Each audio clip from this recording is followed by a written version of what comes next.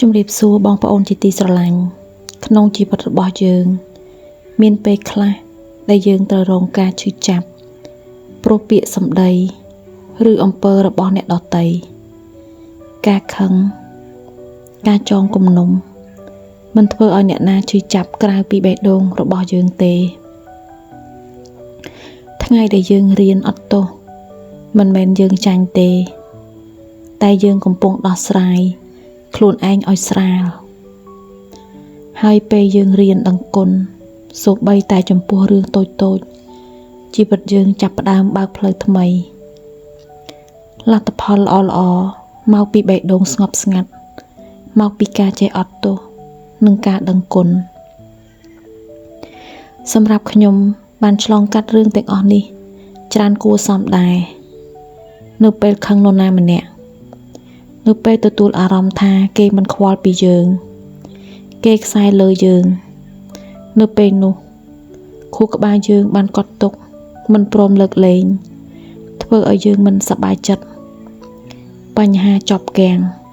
គ្មានពន្លឺហើយពេលខ្លះក៏ដឹងដែរថា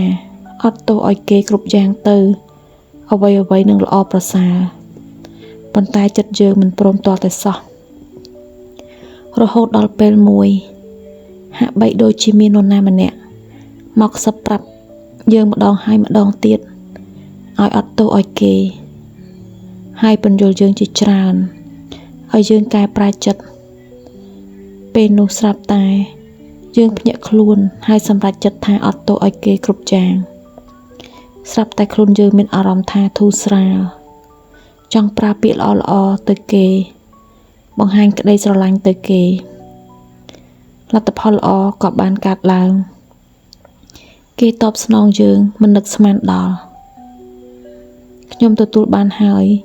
ក៏នឹកគុណដល់អ្នកដែលបានមកសឹបប្រាប់ខ្ញុំឲ្យអត់ទោសឲ្យគេគ្រប់យ៉ាងដែលខ្ញុំបានចែករំលែកនេះគឺជារឿងពិតរបស់ខ្ញុំហើយខ្ញុំសូមលើកទឹកចិត្តដល់បងប្អូនទាំងអស់គ្នាឲ្យចេះស្រឡាញ់ខ្លួនឯងឲ្យបានច្រើនដោះលែងខ្លួនឯងកុំខឹងច្រើនកុំចងគំនុំព្រោះវាអាចបំផ្លាញខ្លួនយើងបានរស់នៅជាមួយភាពរីករាយពេញចិត្តនៅអ្វីដែលខ្លួនមានកុំលោភលន់ត្រូវចេះស្រឡាញ់អ្នកដទៃឲ្យដូចខ្លួនយើងត្រូវចេះអត់ទោសឲ្យគេប្រសិនមកបងប្អូនធ្វើបានបងប្អូននឹងទទួលបានអ្វីល្អដូចដែលខ្ញុំទទួលបានដែរជីវិតពោរពេញដោយក្តីសង្ឃឹមមានតែអ្នកស្រឡាញ់ចូលចិត្តបញ្ហាធំប៉ុណ្ណាក៏អាចដោះស្រាយបានសូមអរគុណដែលស្ដាប់សូមឲ្យថ្ងៃនេះជាថ្ងៃដែលបេះដូងអ្នកស្រាលជាម្សិលមិញសូមជួយ Subscribe Channel YouTube របស់ខ្ញុំដើម្បីទទួលបានបទពិសោធន៍ជីវិតល្អបន្ថែមទៀតសូមអរគុណ